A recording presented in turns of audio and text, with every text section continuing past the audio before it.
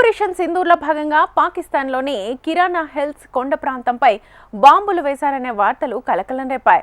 భారత్ మీద అణుబాంబులు వేస్తామని బెదిరించిన శత్రుదేశం కాళ్లబేరానికి వచ్చింది. అయితే ఆ కొండలో అణుస్థావరం ఉన్నట్లుగా తెలీదన్నారు air operations director general air marshals AK Bharti. ఇప్పుడు మీరు చెప్తేనే తెలిసింది, రహస్యం చెప్పినందుకు థ్యాంక్ యూ అన్నారు. ఈ నేపథ్యంలో కిరానా నుంచి చర్చ మొదలైంది. అక్కడి అణుస్థావరాలు భద్రంగా ఉన్నాయా, నిజంగానే భారత్ దాడులు చేసిందా అనే ప్రశ్నలు వినిపిస్తున్నాయి. కిరానా హిల్స్ విశేషాల కోసం నెటిజన్లు ఆన్లైన్లో తెగ వెతికేస్తున్నారు.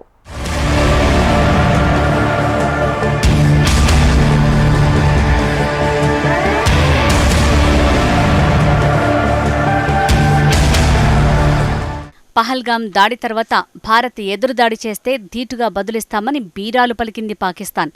తమ దగ్గర 130 అణుబాంబులున్నాయని పాక్ మంత్రులు, అధికారులు బెదిరించారు. వీటిని తాము దాచుకోవడానికి గోడౌన్లలో పెట్టలేదని, తమపై దాడి జరిగితే ఖచ్చితంగా భారత్ మీద ప్రయోగిస్తామని అన్నారు.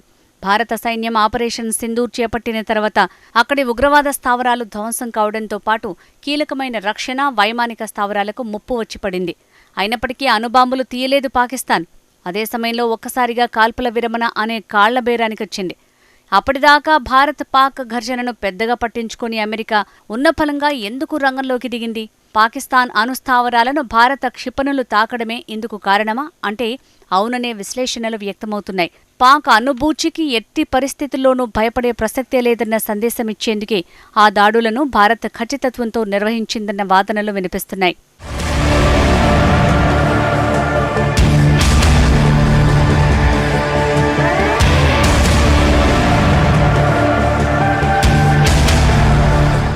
పంజాబ్ ప్రావిన్స్లోని సర్గోదా జిల్లాలో ఉన్న ఈ ప్రాంతం పాకిస్తాన్ రక్షణ శాఖకు ఎంతో కీలకం. ఈ వ్యూహాత్మక ప్రాంతం సర్గోదా ఎయిర్ బేస్కి 20 కిలోమీటర్లు, కుషాబ్ అణు కేంద్రానికి 70 కిలోమీటర్ల దూరంలో ఉంది. స్థానికంగా ఓ కుగ్రామం పేరు మీదుగా ఈ కొండలకు కిరానా హిల్స్ అనే పేరొచ్చింది. పాకిస్తాన్ రక్షణ శాఖ తమ వాయుసేన స్థావరం కోసం 1970లో దీన్ని తన నియంత్రణలోకి తెచ్చుకుంది. ఇక్కడి వన్యప్రాణుల్ని వేరే చోటికి తరలించింది. కిరానా హిల్స్ 4091 స్క్వాడ్రన్తో పాటు ఒక రాడార్ స్టేషన్ని ఏర్పాటు చేసింది.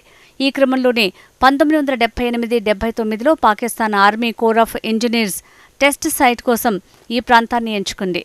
అనంతర కాలంలో ఇక్కడ అణు కార్యక్రమాలకు సంబంధించి పరిశోధనలు, పరీక్షలు నిర్వహించినట్లు సమాచారం. దీనికోసం అనేక సొరంగాలు తవ్వారు.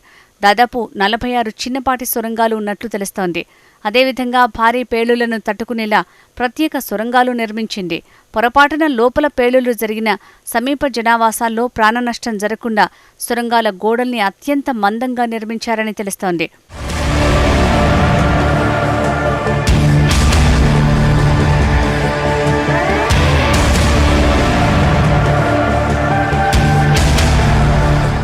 అమెరికా అంతరిక్ష నిఘా నుంచి తప్పించుకునేందుకు రాత్రిపూట తవ్వకాల పనులు చేపట్టింది. స్థానికంగా బహుళ అంచెల రక్షణ వ్యవస్థ ఏర్పాటు చేసింది. గతంలో కిరానా హిల్స్ సొరంగాల్లోని ఒకదాంట్లో చైనా తయారీ M11 క్షిపణులను పాక్ నిల్వ చేయగా అమెరికా నిఘా వర్గాలు ఈ విషయం పసిగట్టాయి. దీంతో వాటిని గుర్తు తెలియని ప్రాంతానికి తరలించింది. అయితే క్లింటన్ హయాంలో ఈ ప్రాంతంపై అమెరికా తన దృష్టిని నిరంతరం కొనసాగించడంతో అణు కార్యక్రమాలను ఖైబర్ పఖ్తూన్ఖ్వాలోని గుర్తు తెలియని ప్రాంతానికి తరలించినట్లు సమాచారం. అయినప్పటికీ ఇక్కడ అణ్వాయుధాలను నిల్వ ఉంచిందని తెలుస్తోంది. ఈ ఎయిర్ బేస్కి అత్యంత సమీపంలోనే పాక్ స్ట్రాటజిక్ ప్లాన్స్ డివిజన్ ఉంది. పాక్ అణు వార్ హెడ్ల నిర్వహణ బాధ్యతల్ని ఇదే చూసుకుంటుంది.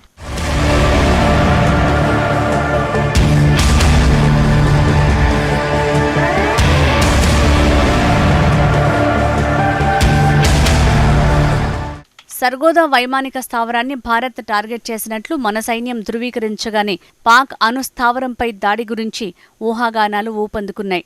ఎయిర్ బేస్పై దాడి చేసినప్పుడే స్ట్రాటజిక్ ప్లాన్స్ డివిజన్ పైన భారత్ దాడి చేసిందని వార్తలొచ్చాయి. అదిగాక ముషాఫ్ ఎయిర్ బేస్ పైన భారత్ దాడి చేసింది. వీటన్నింటికీ air chief marshal AK Bharati check పెట్టారు. అణుస్థావరాన్ని భారత్ లక్ష్యంగా చేసుకున్నట్లు జరుగుతున్న ప్రచారాన్ని తోసిపుచ్చారు.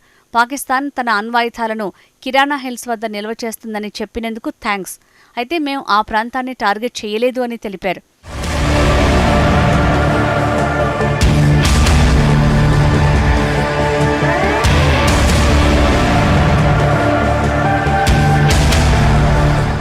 11 పాకిస్తానీ వాయు స్థావరాలపై ప్రెసిషన్ స్ట్రైక్స్ని కేవలం 3 గంటల్లోనే పూర్తి చేసినట్లు భారత సైన్యం ప్రకటించింది.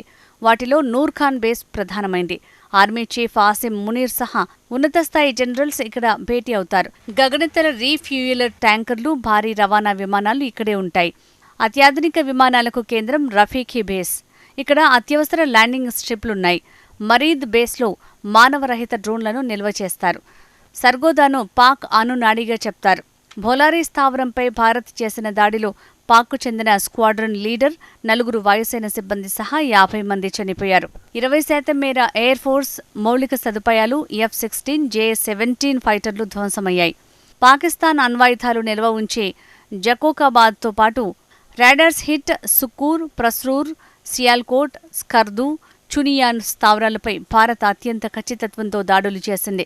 కొన్నింటిని ధ్వంసం చేసేందుకు Bharat Sukhoi 30, BrahMos supersonic cruise క్షిపణుల్ని వినియోగించింది. భారత్ మొదటి లక్ష్యం ఉగ్ర స్థావరాలను ధ్వంసం చేయటమే కానీ పాక్ సైనిక స్థావరాలు కాదు. లక్ష్యం నెరవేరడంతో కాల్పుల విరమణకు భారత్ అంగీకరించినట్లు సమాచారం.